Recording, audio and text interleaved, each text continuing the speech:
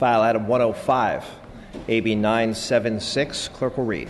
Assembly Bill 976 by Assemblymember Steinorth and others, enact related taxation to take effect immediately, tax levy. Mr. Steinorth, you may open. Thank you, Mr. Speaker. Members, Assembly Bill 976 establishes a modest tax deduction for people that choose to adopt animals from animal shelters. We're trying to help lower the euthanasia rate and help local governments with the financial burdens of maintaining shelters by opening this up to all cats and all animals over the age of 4. We're keeping this bill narrow in scope to really look and target the animals that are most at risk of being euthanized in our shelters. And I think people understand that a financial incentive really does make a difference to the buying behaviors. I ask for an aye vote. Mr. Wagner, you are recognized. Thank you, Mr. Speaker. Let me read from my colleague's first bill on the floor. Defines without objection as a pet over 4 years of age or a cat, as if cats aren't already pets. But I have a bigger problem with the bill. A pet over 4 years of age. What have you got? The question of the author. Without objection. What have you got against puppies? I personally love puppies. Thank you very much. I think everybody should look to try and adopt a puppy. But if you would like a financial incentive to help you make that decision, we should really look towards the animals that are having a harder time being adopted. The small and fluffies, they go out of the shelter very quickly. The older animals really need the assistance. So you're saying cats aren't small and fluffy and can't get out of the shelter. So it's cats you have a problem with. No, that wasn't a question. That was just the implication of the bill. I don't know what to do with this bill. Mr. Alejo, you are recognized. Question for the author. Without objection. I also find this quite a curious bill, why this would be your first bill on this floor, and you still haven't thoroughly answered the question by my colleague from Irvine's question, which is why does your bill blatantly discriminate against little puppies and bunnies? What did they ever do to you when you were a young boy? Again, I would like to reiterate that I do have a great fondness for puppies and for bunnies and for turtles and all of other God's creatures. I just know that we need to specifically try and assist with tax assistance to be able to help make decisions on those animals that are most at risk of being euthanized. Mr. Speaker, on my own time, members, I thought de jure discrimination was a thing of the past. This year we're celebrating the 50th anniversary of the Voting Rights Act of 1965, but this bill would codify disparate and unequal treatment to our most vulnerable, our young little puppies and bunnies.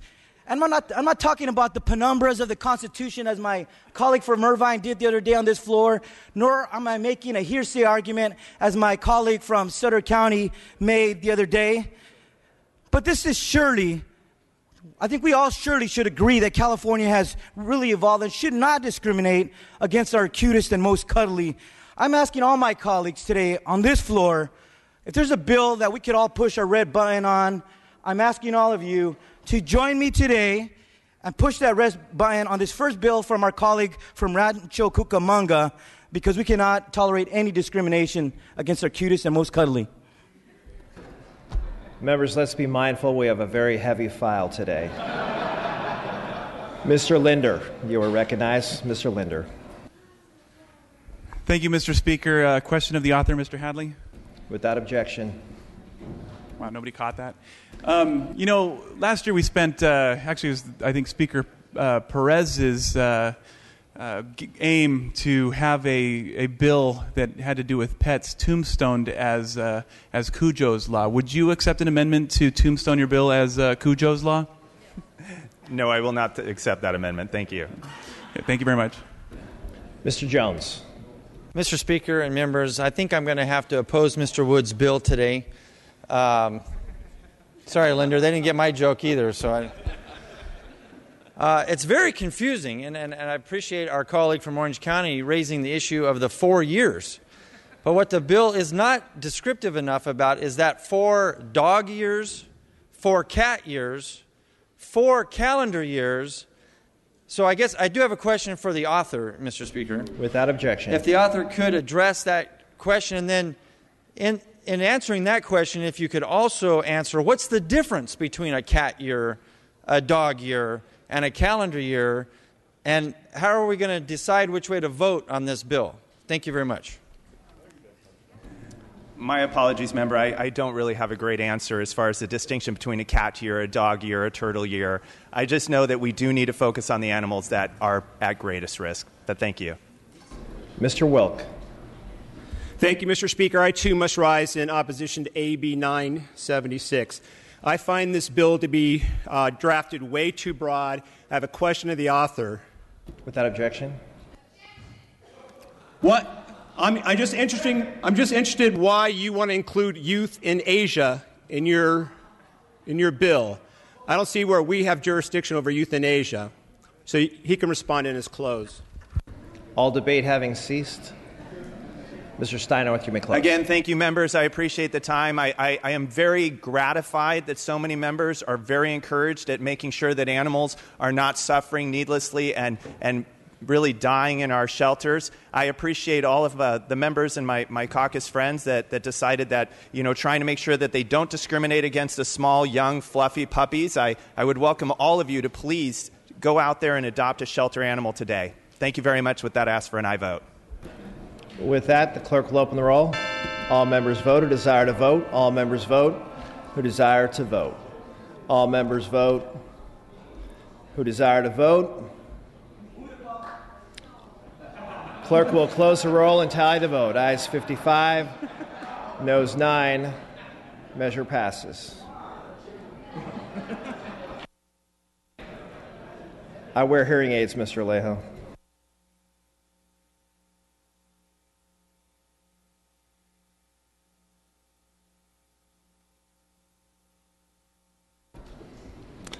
File item 106, pass and retain. Moving to file item 107, that's AB 8. Clerk will read. Assembly Bill 8 by Assemblymember Gatto, an act relating to emergency services. Mr. Gatto, you may open. Thank you, Mr. Speaker. Unfortunately, it seems like we can't open up the newspaper or turn on the television or listen to the radio any week without hearing about another tragic hit and run that occurs in each of our districts. If your districts are like mine, we've had constituents who lose limbs, lose their mobility, and several constituents that lose their lives by the most callous of drivers who choose to leave somebody by the side of the road after hitting them. Assembly Bill 8 is modeled after a measure that has met great success in the state of Colorado. Right now, if you kill somebody in California with a gun or a knife, there's about a 60-something% chance that you will be caught and brought to justice.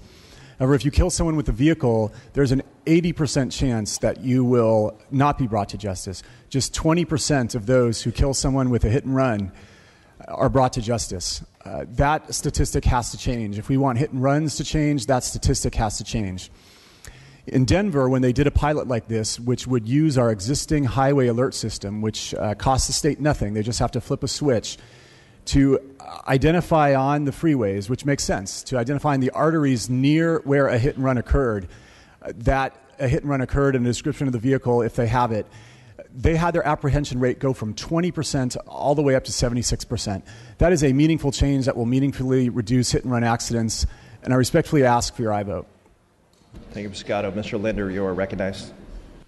Thank you, Mr. Speaker. I'd like to support with. I'd like to speak in opposition. I'm sorry, in support. In California, we're currently dealing with an epidemic of hit and run accidents, and this is clearly a bill that we can move forward and support that can help find these people. I mean, in the current system, in the current structure, it almost makes better sense to the people to when they have a collision to just take off, and we need to encourage people to at least stop, and this is one tool that we can use to make that happen. So I really appreciate the author's hard work on this. I've really enjoyed working together with him on issues that deal with hit and run, and I'd encourage this body, please vote yes for this bill. Thank you, Mr. Linder. See no further discussion or debate. Mr. Gatto, you may close. I will take my colleagues' comments from the 909 as my close, and I ask for your aye vote. Thank you, Ms. Gatto. With that, clerk will open the roll. All members vote who desire to vote. All members vote who desire to vote. All members vote who desire to vote. Clerk will close the roll. Tally the vote. Ayes 66, no 0. Measure passes. File item 108. That's AB 10. Clerk will read. Assembly Bill 10 by Assemblymember Gatto, an act relating to the Political Reform Act of 1974. Mr. Gatto, you may again open. Thank you, Mr. Speaker. Assembly Bill 10 seeks to modernize the financial disclosure form that all public officials in the state of California file annually. Many of you have looked at the ranges on our Form 700 and questioned how much transparency and insight the figures really provide. For example, on real estate, we're asked to disclose if a house is worth $10,000 or less, $100,000 or $10,000 to $100,000, and then the ranges get very vague from there. Many of you have noticed that there's very few houses in the state of California that are worth less than $100,000. Others have pointed out that business interests can be listed with little explication as to what the business does or the interests that the business holds. So with that in mind, Assembly Bill 10 is designed to modernize the PRA, which in many cases has not been modernized since 1974. AB 10 has 5 main components. It modernizes the conflict of interest thresholds that necessitate a public official to excuse him or herself from a government decision. Number 2, it will include additional middle tiers and upper tiers in the financial disclosures on the FPPC's Form 700, which ensure that the public has a more accurate view of the financial holdings of an official. Number 3, it will require a more detailed disclosure and a more thorough description of a business entity and business partners.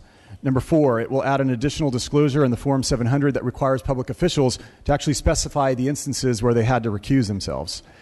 And number 5, it has a revolving door provision that will extend the behested payment reporting requirements to include candidates for office and elected officials for 1 year after leaving office. AB 10 will ensure that California's public officials are more transparent in their business, investment, and income disclosures, and it will further confirm the trusted elected officials are using their positions to serve the public trust. This bill has passed unanimously through all committees so far, and I respectfully ask for your aye vote. Thank you. Thank you, Mr. Gatto. Seeing no discussion or debate on this item, the clerk will open the roll. All members vote who desire to vote. All members vote who desire to vote. All members vote who desire to vote. Clerk will close the roll. Tally the vote. Ayes 66, no 0. Measure passes. Members, I'm prepared to lift the call on file item 163. That's AB 974. That's AB 974. Clerk will post. All members vote who desire to vote. All members vote who desire to vote. All members vote who desire to vote. Clerk will close the roll and tally the vote. Ayes 43, noes 26. Measure passes.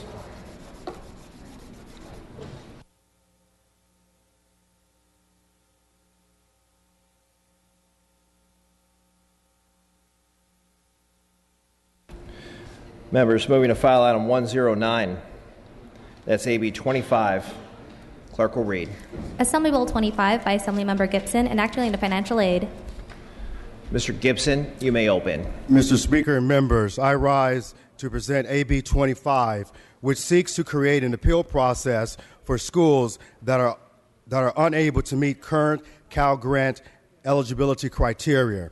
Current law provides Cal Grant eligibility post-secondary schools, trade schools, colleges, and universities, students based on financial need. Recently, the Budget Act of 2011 and 2012 creates a requirement for college participation in the Cal Grant programs, focusing on whether or not the first-time, full-time students consistent with graduation default rates required. While these requirements are well-intended, they have exposed the vulnerability of small, specialized, nonprofit universities that typically have a low number of first-time, full-time students. AB 25 seeks to resolve this problem by creating an appeal process that allows the California Student Aid Commission to reconsider colleges that have small cohorts of 20 or less first-time, full-time students. This bill received bipartisan support in both Assembly, Higher Ed, and Appropriation. I respectfully ask for an aye vote. Seeing and hearing no further debate, the clerk will open the roll. All members vote who desire to vote. All members vote who desire to vote. All members vote who desire to vote. The clerk will close the roll, tally the votes. Ayes 67, no 0. The measure passes. Let's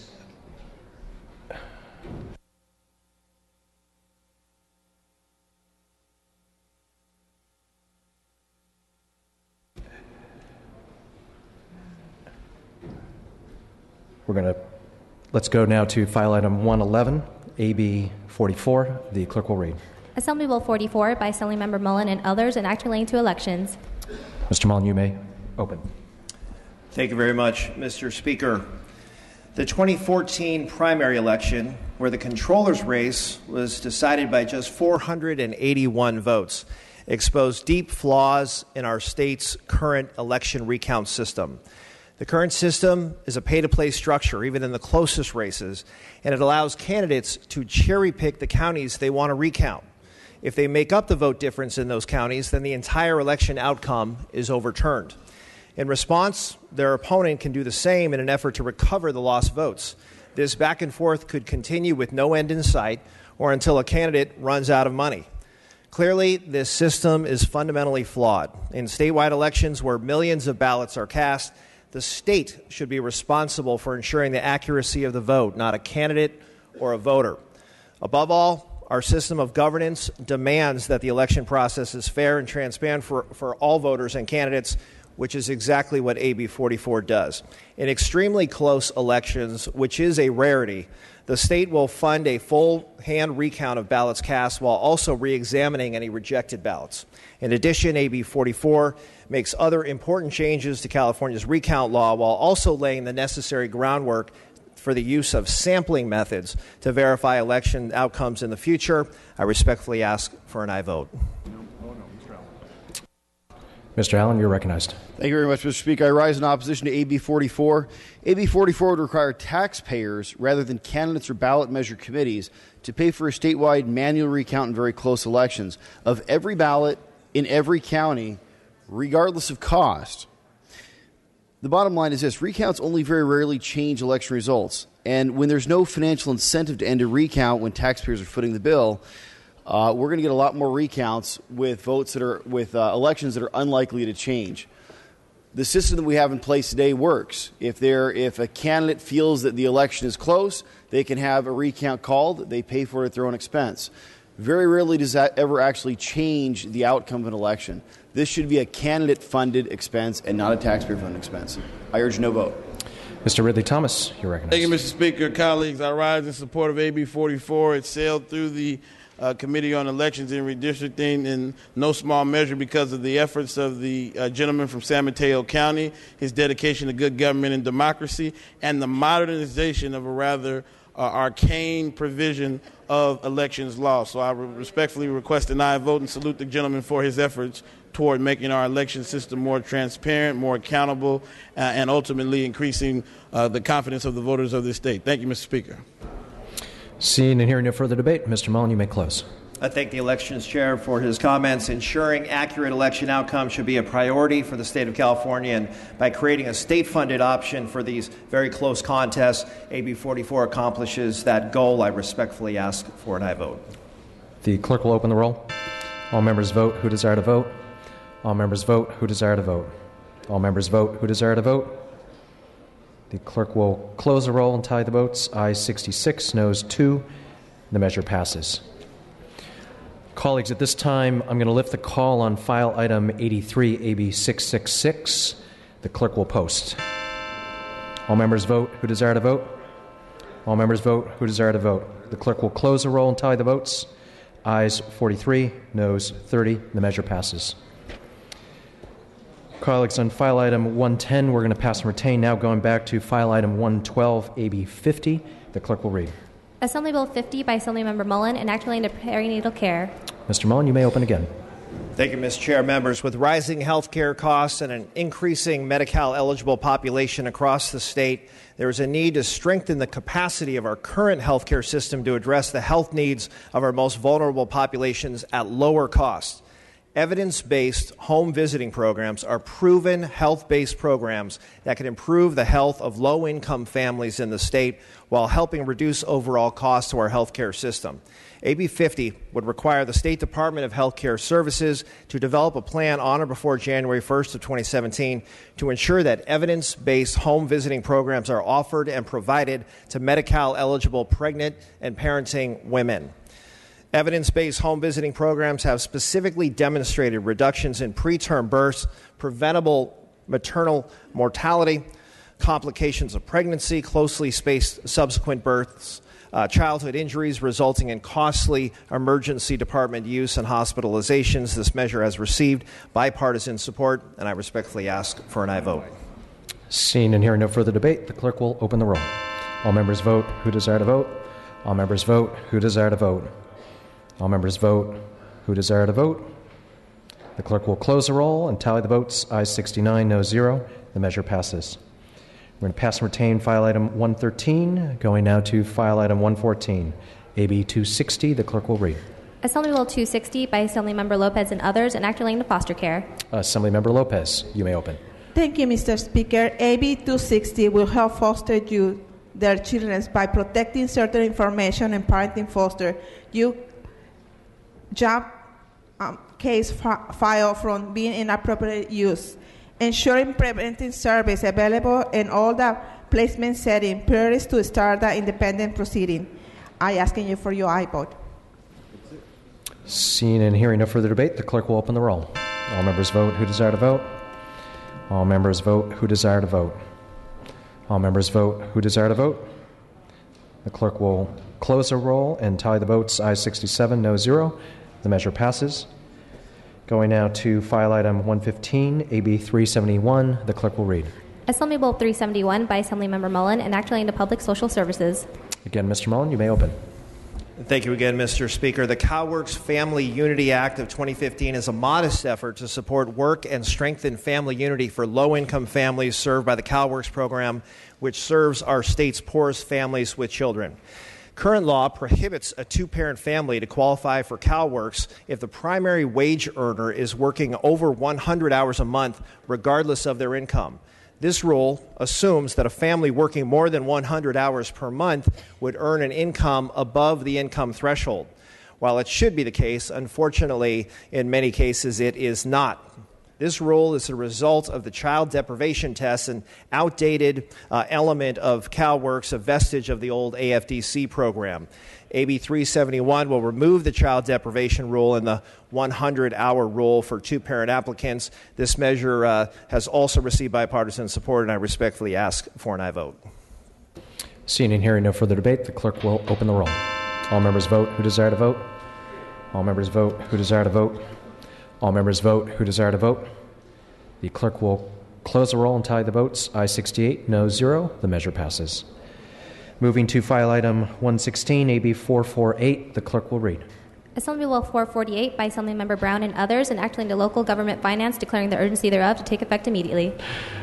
Ms. Brown, you may open. Thank you, Mr. Speaker. Last year, the governor vetoed a bill, and it was AB 1521 by Fox. The bill was set for the city of Fontana. The city of Fontana has lost their vehicle licensing fees, and they had to cut back on their officers. I'm asking for that to be reinstated. It's very important that as they gained more land, that they lost that money that was supposed to come back to them. I ask for an aye vote on this. Thank you. Seeing and hearing no further debate, the clerk will open the roll. All members vote who desire to vote. All members vote who desire to vote. All members vote who desire to vote. The clerk will close the roll, tally the votes. Ayes 65, no 0. The measure passes. File item 117, AB 449. The clerk will read. Assembly Bill 449 by Assemblymember Irwin and others, and act relating to taxation. Assemblymember Irwin, you may open. Thank you, Mr. Speaker. AB 449 would allow Californians with disabilities to access federally recognized Achieving a Better Life Experience, or ABLE, savings accounts to save for disability-related expenses. This bill will allow people with disabilities to earn money and save without losing access to essential safety net programs and to enable them to save for the future. I respectfully ask for your aye vote. Seeing and hearing no further debate, the clerk will open the roll. All members vote who desire to vote. All members vote who desire to vote. All members vote who desire to vote. The clerk will close the roll, tally the votes. Ayes 67, no 0. The measure passes. We're going to pass and retain file item 118, file item 119, AB 533. The clerk will read. Assembly Bill 533 by Assemblymember Bonta, enacting into healthcare coverage. Mr. Bonta, you're recognized. Thank you, Mr. Speaker and members. Today I rise to present AB 533, a bill that protects consumers from surprise bills when they do everything right to receive covered health care services. Many of us have experienced or know someone who has received a surprise bill. The patient goes to an in-network facility expecting their services to be covered, but then unwittingly receives services from a specialist, maybe an anesthesiologist, a radiologist, or a pathologist who is out of network. After the services are completed, the patient receives a surprise bill that can be tens of thousands of dollars. These bills are forcing many consumers into bankruptcy and must be stopped. AB 533 takes the patient out of the middle of these situations and ensures that he or she does not receive a surprise bill. Other states have already taken leadership on this issue. It is time for California to do the same and protect our residents. We have worked closely with all stakeholders on the issue of what constitutes a fair payment to the provider in these specific surprise billing situations. We realize it is a concern, and I'm committed to considering all potential solutions to this problem as we move forward. I look forward to continuing that work with all stakeholders. Members, I respectfully ask for your aye vote. Seeing and hearing no further debate, the clerk will open the roll. All members vote who desire to vote. All members vote who desire to vote. All members vote who desire to vote. The clerk will close the roll and tally the votes. Ayes 64, no 0. The measure passes. Let's go to file item 120, AB 563. The clerk will read. Assembly Bill 563 by Assemblymember Lopez and others, enacting into developmental services. Ms. Lopez, you're recognized. Thank you, Mr. Speaker and members. AB 568 established a 2-year pilot program to address the needs of aging individuals with development and intellectual disabilities. As individuals with development disabilities age, they will be requiring unique setting, service, and support, and this bill looks to make sure they have those support in place. I respectfully urge to you, I vote. Seeing and hearing no further debate, the clerk will open the roll. All members vote who desire to vote. All members vote who desire to vote. All members vote who desire to vote. The clerk will close the roll and tally the votes. Ayes 68, no 0. The measure passes.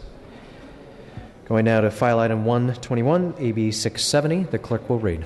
Assembly Bill 670 by Assemblymember Irwin, an act relating to technology. Ms. Irwin, you're recognized. Thank you, Mr. Speaker. AB 670 would require state agencies to receive a network security assessment once every 2 years to prevent cyber attacks. California state government is a priority target for cyber attacks because of the size and value of its information networks. The state bears a responsibility in actively defending the information it collects and the networks that Californians rely on for services. This bill has received unanimous, bipartisan support, and I ask for your aye vote. Seeing and hearing no further debate, the clerk will open the roll. All members vote who desire to vote. All members vote who desire to vote. All members vote who desire to vote. The clerk will close the roll and tally the votes. Ayes 64, no 0. The measure passes. File item 122, AB 681. The clerk will read. Assembly Bill 681 by Assemblymember Ting, an act relating to the State Board of Equalization. Mr. Ting, you may open. Thank you, members. AB 681 is a bill dealing with the Board of Equalization. The Board of Equalization on a regular basis surveys every single one of our 58 county assessors to determine their best practices and how they're doing complying with state law. This shortens the time frame from 2 years to 12 months, so the surveys are more up to date and actually more useful for the counties. I respectfully ask for your aye vote. Seeing and hearing no further debate, the clerk will open the roll. All members vote who desire to vote. All members vote who desire to vote. All members vote who desire to vote. The clerk will close the roll and tally the votes. Aye 65, no 0. The measure passes. Let's go now to, we're going to pass temporarily file item 123. File items 124, 125, we will pass or retain. Let's go now to file item 126, AB 1051. The clerk will read. Assembly Bill 1051 by Assemblymember Mainshine and others, and act relating to human trafficking. Mr. Mainshine, you may open. Thank you, Mr. Speaker and members. Human trafficking is increasing at an alarming rate across the country. Criminal street gangs have embraced pimping and human trafficking as a new revenue booster. States such as California are particularly vulnerable to human trafficking. AB 1051 will add human trafficking to the list of crimes used to enhance penalties for persons affiliated with a criminal street gang, and also creates a safe school zone for convictions related to human trafficking that occur within 1,000 feet of a school. I would like to thank the many co-authors, in particular Speaker Atkins and Assemblymember Joan Sawyer, who worked with me on this important piece of legislation, and I respectfully request your aye vote. Seeing and hearing no further debate, the clerk will open the roll. All members vote who desire to vote. All members vote who desire to vote. All members vote who desire to vote. The clerk will close the roll and tally the votes. Aye 64, no 0. The measure passes.